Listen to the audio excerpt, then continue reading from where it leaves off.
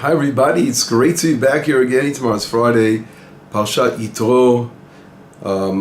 Unfortunately, we just heard the word that there was a terrible terrorist attack in Jerusalem, a ramming attack, and a young child was murdered and others very seriously injured. So this lesson will be for the complete healing of those wounded. And we have to, of course, open our eyes up in the world and see the tragic earthquakes that took place this week in Israel.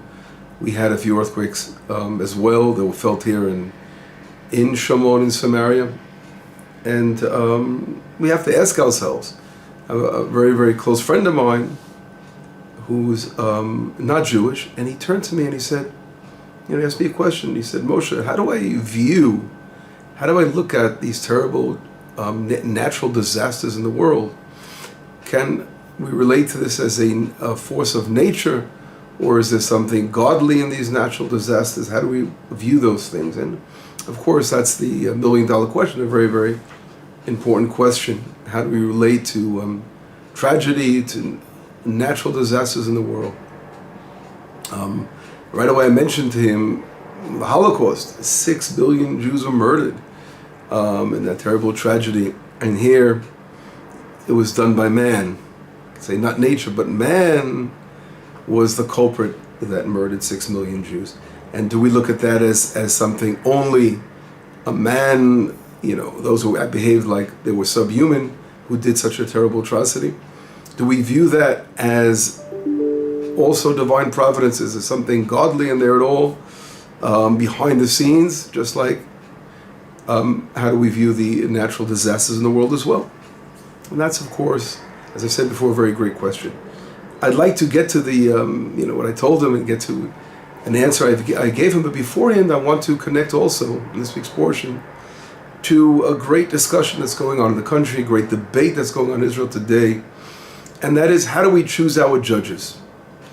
And if anyone knows, and I don't have the time to go through a detailed outline of the political situation in Israel, but we all know a democratic country has three major branches of powers in the country. It's the judicial, who actually is supposed to follow the laws made by those who make the laws, create the laws, the parliament, the government, and the elected body of government and democracy. And of course you have those who actually are the ones who have to make sure it happens, that laws are kept, that whole, what we say, the force of law enforcement. So those three branches are obviously the most important parts of a democratic society, and the proper balance between those three different branches.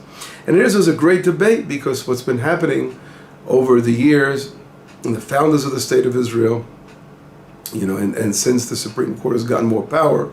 So in Israel there's a trend where the Supreme Court, not only they choose themselves, although those who choose them are not exactly, they're not chosen, put it mildly, in a democratic way. They're sort of promoting their own kind and continue the same way. People think like them, who view like them. And it's been going on for a long time. And drastic changes when there was one of the leaders of the Supreme Court named Barak. He actually would go ahead and judge things that really shouldn't be judged, decided that these were items that could be, or issues that could be brought to the court, where the parliament would make a law, and they would sort of saying this is not, in their eyes, it doesn't make sense, or it is something that is, in Hebrew, lo savir, as they say.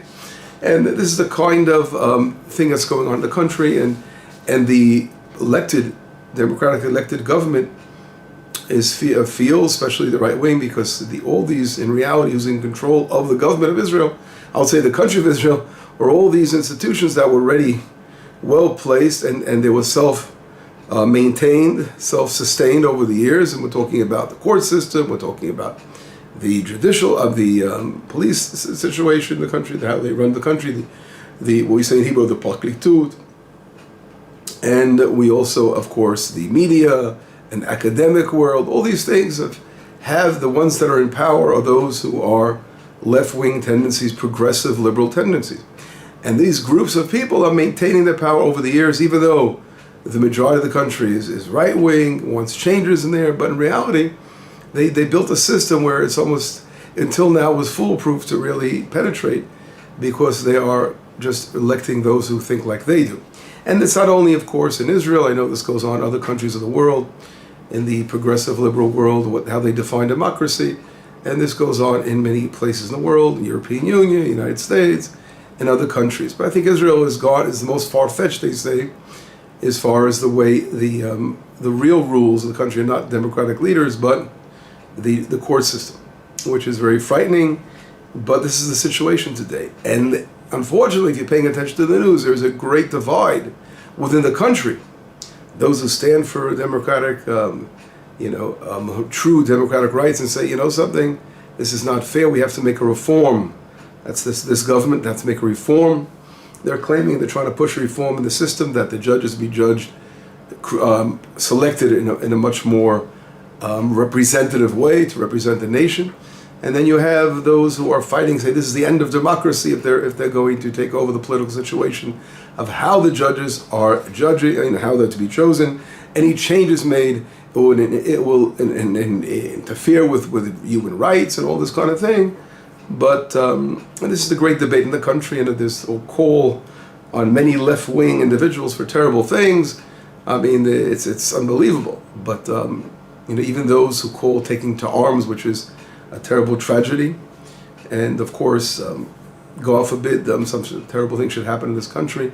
But there were those who actually suggested such heinous things as, and also coming against the Prime Minister Netanyahu, calling him, terrible things. I don't want to go through all these things.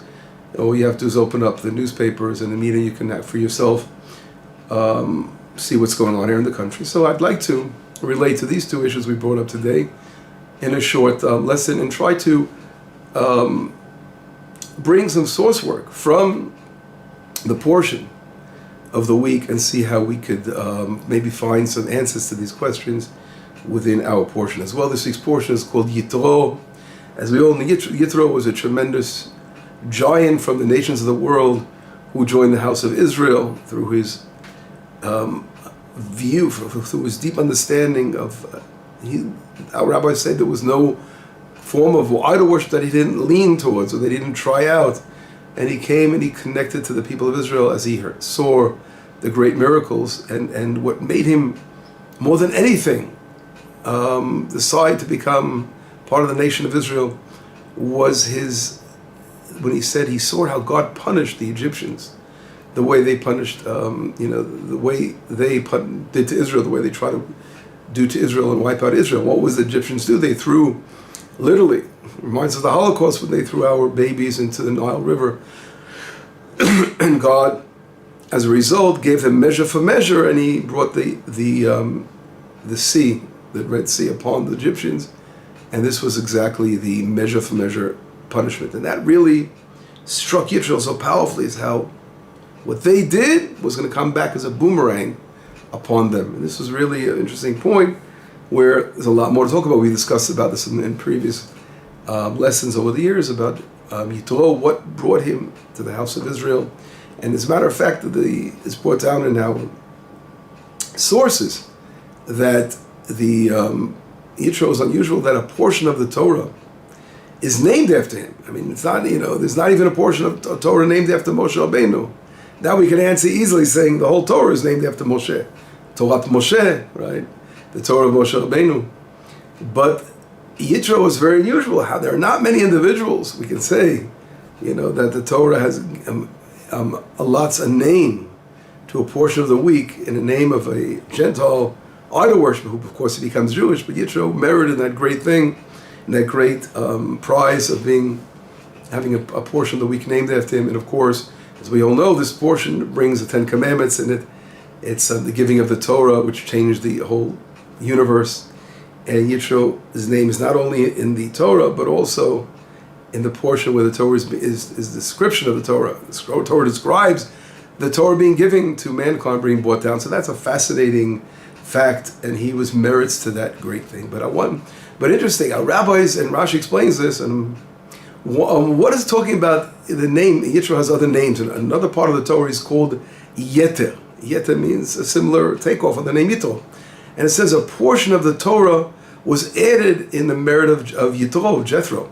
So he merited in a part of the Torah being added on. And here I'd like to quickly read, and if we're looking in our chapter of the portion of Exodus, chapter 18, and beginning at verse 13, if we read here the fascinating recommendations of Jethro, of Yitro, this is the portion that he merited in being brought to the Torah. So let's enter the Torah as part of the Torah.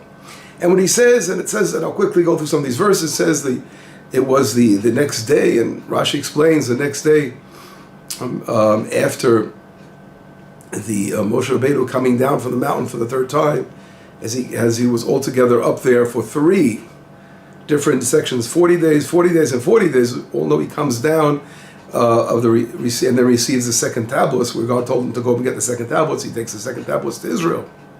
This was on the day after Yom Kippur when he comes down.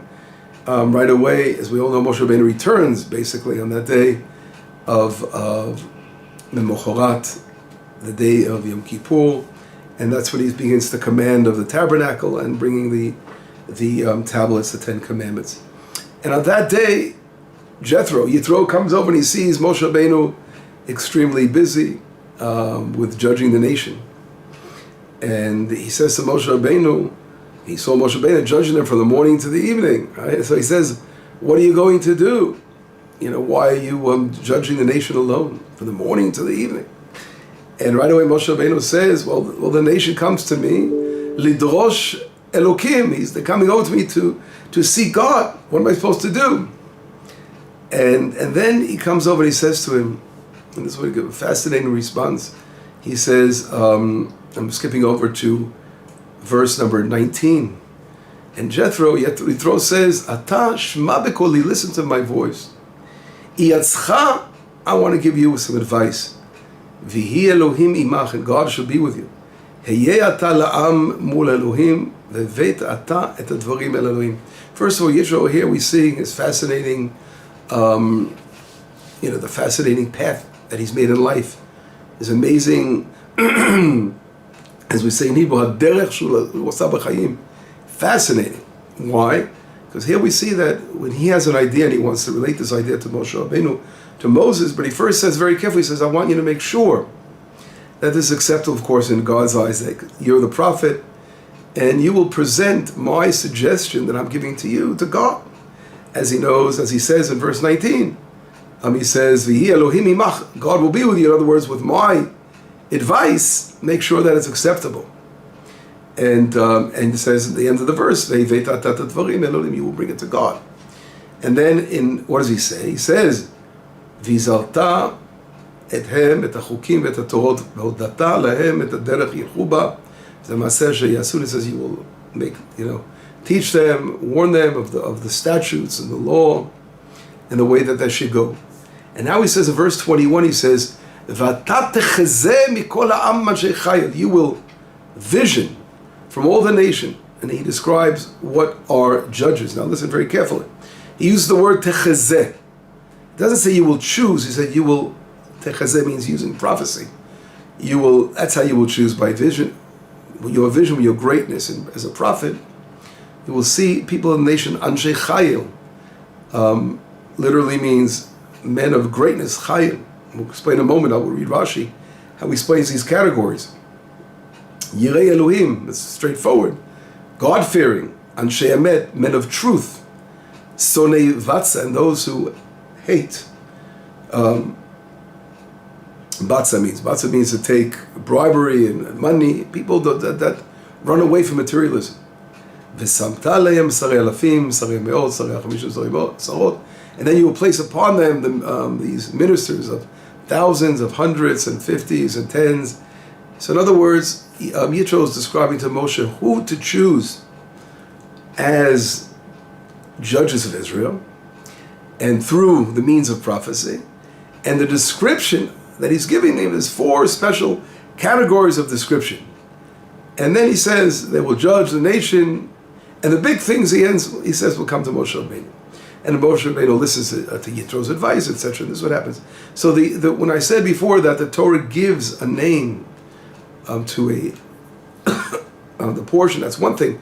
But here the Torah is actually adopting the Yitro plan of how to judge, of how to build the judicial system of the divisions of all these different judges that it's supposed to be. But the most important, of course, is that how are they going to be chosen? Who are they supposed to be? Not just everyday individuals. So Rashi right away says, Rashi, I want to bring down a few words, so I'll skip over here quickly. Rashi says, what does it mean, Anshe Chayil, to be these men of valor? And Rashi says, wealthy. Why? Because this way, no one can bribe them. These people themselves have no reason to be bribed by money, for money reasons. Anshe Emet, men of truth. Rashi says, Elu ba'alei haftacha, people that keep their promises. Sheim kedai lismoch al divreihem, sha'yidei ken yiyu divreihem nishma'in. He goes, people that we can rely on. People that rely on. And people that their words, they don't change their words like politicians. But here you can rely on them 100% for what they are suggesting. Sonei betza, what does sonei betza mean? Those who hate, again, we said before, they hate materialism, they're not into the money, and therefore they will not be bribed, and people you cannot bribe. So Rashi right away, we see, as he explains the beautiful words of Yitro, we are looking for those to, and of course, God-fearing people, to be who should be the judges over Israel. Number one are those that have these qualities of being God-fearing, men of truth, and those who are not at all being bribed. And unfortunately, it's unbelievable. I mean, we have to look far in Israel that there were judges that one of the part of the system that exists today of choosing judges is based on lawyers that actually choose. They have the right to choose some of the judges, and it shows that a couple of times. This very second time there was an incident where lawyers themselves were caught receiving bribes, sexual bribes from judges that want to be women judges that want to be chosen. So they call it sexual bribery, perhaps. Big things went on in Israel. Terrible thing. Terrible. No, to mention these. Just to mention this is just you shake from it just to think about it. But these are the kind of things that, unfortunately, the system, as we see going on today, we don't have to go far to see the whole Netanyahu case, where the Praklitut in Hebrew, is in English is known as those who try to charge. It's those who are charging Netanyahu for criminal activity and all that. The accusers, as we call them, and they are coming up with during the trials with unbelievable things that are coming out. How the way they investigated the witnesses, and it was like they targeted it in advance. They sort of made the target, which was Netanyahu, and that everything they're trying to build around it, creating witnesses and all this terrible corruption we see from the attorneys, whatever they're trying to prosecute, and the prosecutors. But anyway, this is just part of what we're talking about. How, in reality, and Yitro was saying, what we really need. This is what Moshe Rabbeinu, of course, he at this point was the one judge of Israel, the prophet. But we need people that are really, really people who are God-fearing, people who are modest, people who are going to totally out of being connected, spiritual people connected to God, give the proper judgment, and not all those who have other agendas involved. And we should mention as well is that the right wing, they're trying to make changes, but they're still within the system where they have all the answers. The right wing has all the answers. I'm saying, in reality, of course, we know that as long as the system is going to be chosen by by whims and not focus on a one law situation where we call the true chukah, the true constitution, which is a Torah constitution, and what God has decided for us, what ethical values are, they're written in the Torah.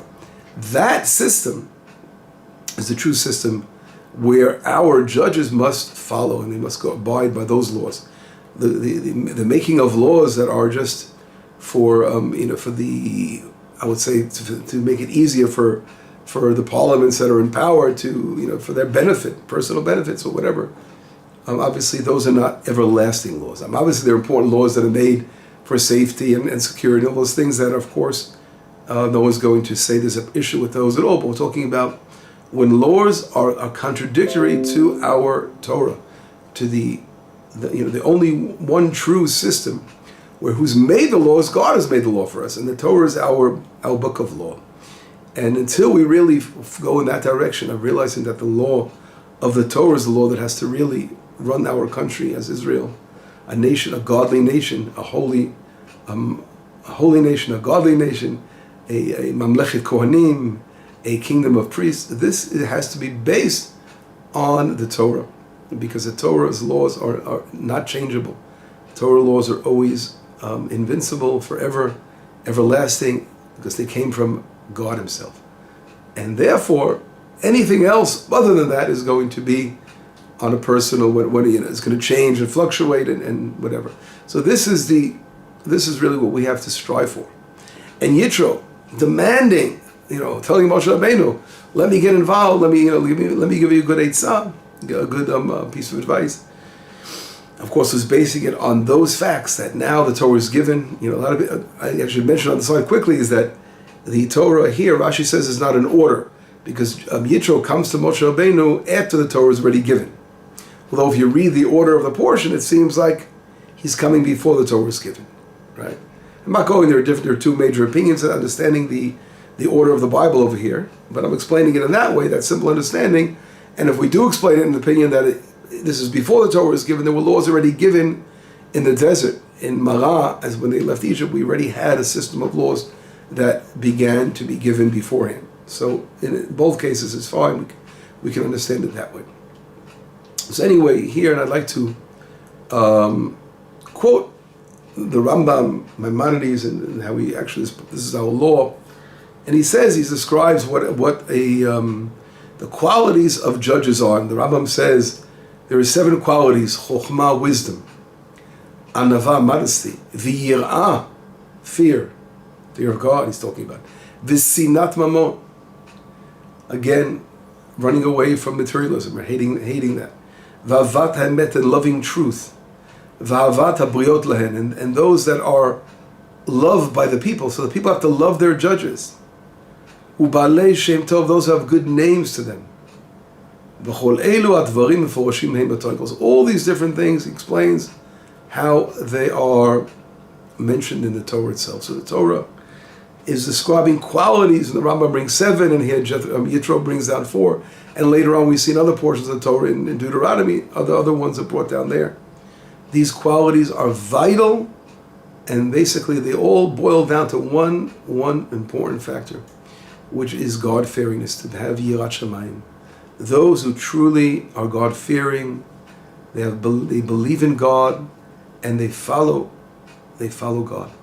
This is really the proper judges that we need to have in our country, and not those who are atheists and those who believe in all kinds of ridiculous, progressive, liberal things that are destroying humanity, destroying society.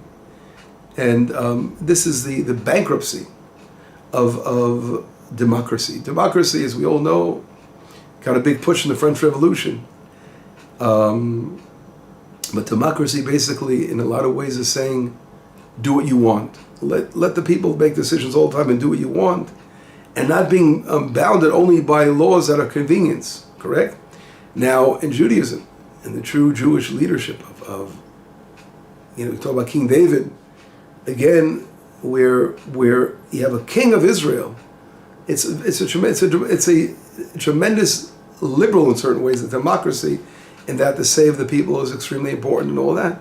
But the truth is not decided by the parliament, the government, to make what is the truth.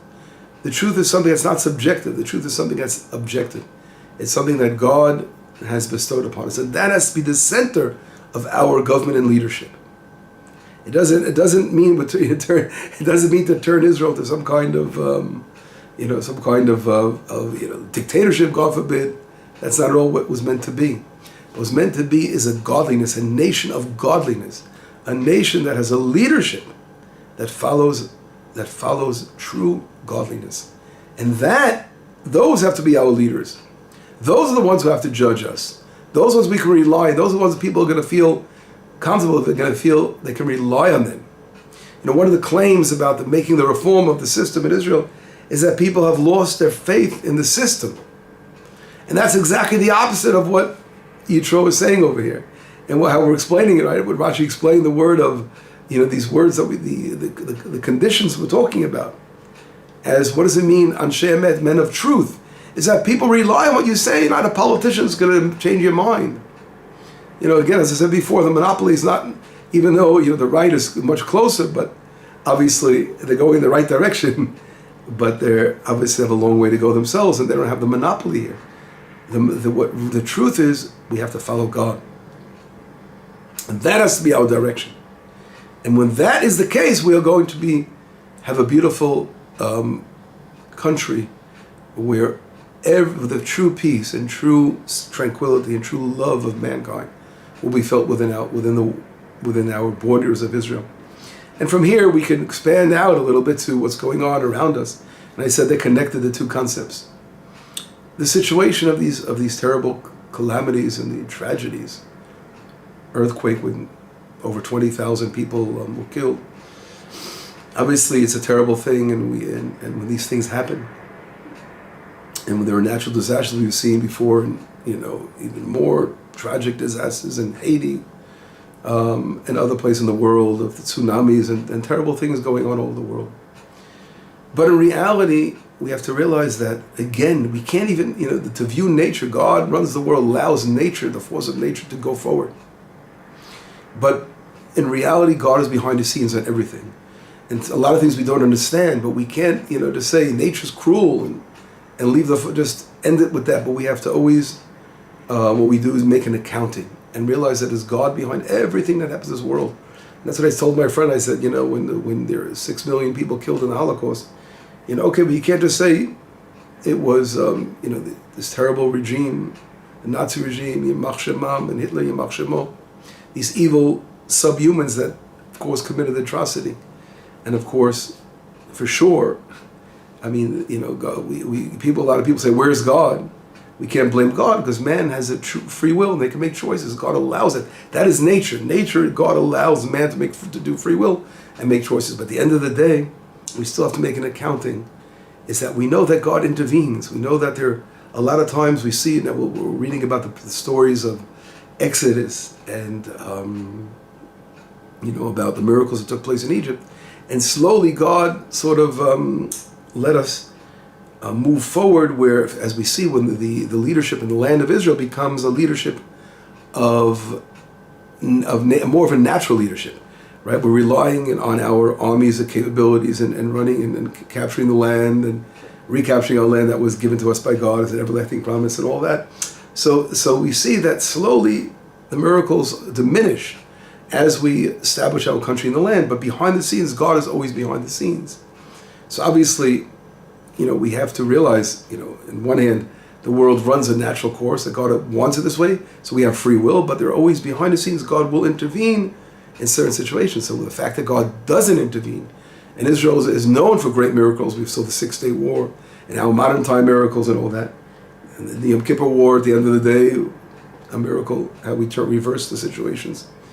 And many things that are outright miracles that go on here in the land. You just open your eyes, but still, nevertheless, they're very subtle behind the scenes, that how God intervenes. And he still allows nature the forces of nature to go forward. And the more God will intervene on our behalf is connected, of course, to our level of purity, our level of sanctity, and how we uplift ourselves and living a life of true morality. So apparently, we can't even say, because again, no one could judge others, and be very careful never to judge others. I always say, if you want to judge somebody, judge yourself, but don't look at others and say, oh, he has this tragedy because he did this and that. We have to be very careful. We just have to look around at facts, and we have to look around and try to learn from these terrible things that go on in the world.